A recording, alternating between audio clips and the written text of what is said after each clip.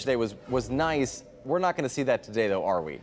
No. Today is our first day back on standard time, and our weather is going to be anything but standard today. So we'll start off, first of all, with the rain. That is quickly moving through the area. It is now, as you can see, it's east of US 23 there, east of 275, and it is quickly going to zip out as the cold front moves in. So let's now talk about temperatures. It's still relatively mild out there. Mid-40s across the area. 47 in Detroit, 45 in Ann Arbor, 46 in Port Huron, 47 over in Adrian.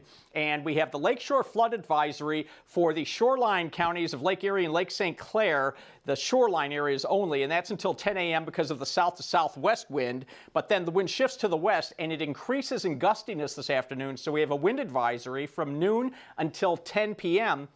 Our wind gusts this afternoon could approach 45 miles per hour. So if you have any, let's just say, fragile Halloween decorations that could be damaged by the wind today, you might want to get those inside. But temperatures are going to fall. So 40s now, 30s this afternoon, wind chill in the mid-20s this afternoon, and there will be some snow showers flying around as well. So there's a lot to talk about. We will do that and talk about a big typhoon out in the West Pacific and tropical trouble in the Caribbean, all straight ahead.